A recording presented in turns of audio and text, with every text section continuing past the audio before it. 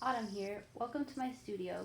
Today I'll be sharing my painting Stairway in the Woods and talking a little bit about it. Art that Inspires and Uplifts by Autumn Rosario Hall. Today I'm working on a painting I'm calling Stairway in the Woods. It's inspired by a place in Burlington, Iowa, where I used to explore as a child.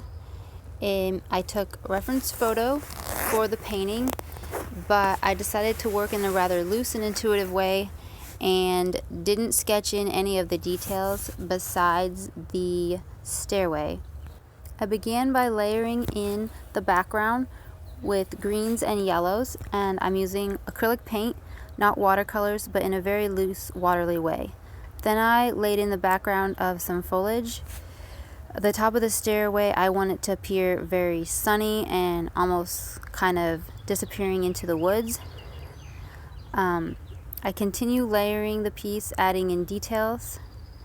I wanted a larger tree on the side, and I'm using a fan brush to kind of get in some loose branches. After that, I go back in with details, making particular branches and trees. This particular stairway, I want to have it ringed by maple trees. The actual place has quite a lot of vinca, which is an invasive vine that I will be painting in the bottom part of the painting.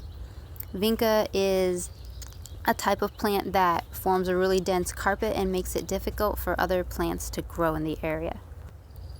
Part of the reason for painting this particular piece was I needed an illustration to accompany a short story that I'm working on about the stairway in the woods. The short story is the same name, and when I would find places like this, little hidden places or forgotten places, they always seem to have a possibility of magic or wonder and kind of a mystery about them. They were forgotten, they were crumbling, they were falling down. There's usually quite a bit of trash in the woods too, but you never know what you might find. And this old stairway just leading up the hillside was really tempting, and I'd always wanted to follow it, and one day I did. I wanted my painting to have the same sort of feel to it, that potential possibility and not really knowing what's at the top of the stairs. It leaves it open for really anything to be at the top of the stairs. Is it more woods? Is it more weeds? Is there an old courtyard? An abandoned house perhaps?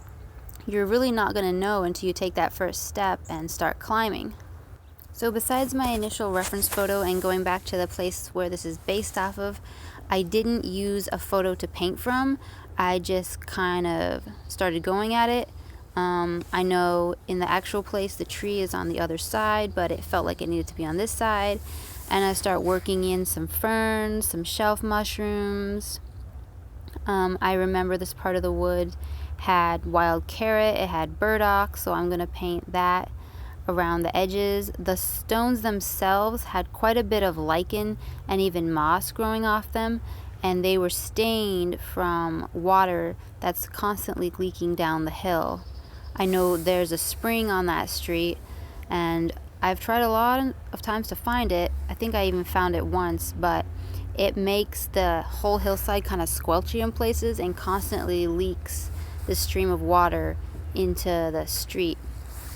So at this point, it's a lot of layering, just kind of tweaking at it, seeing where there are more details that I need to add, and I just keep painting until the painting feels finished and resolved. I'm quite happy with the effects of the layering so far. You can really sort of start to get that sense of light in the background and a sense of a deeper forest in the midground. I do want to darken up the sides with some blues, probably some phthalos, and put a bit more detail and definition in the leaves. Next is the part I probably enjoy the most, which is adding all the little details.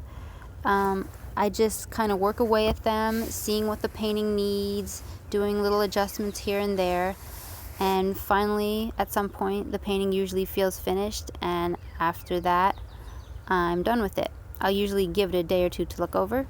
So here's Stairway in the Woods. I hope you enjoyed hearing about my painting and kind of seeing my process. Thank you for watching my video, and I'll see you next time.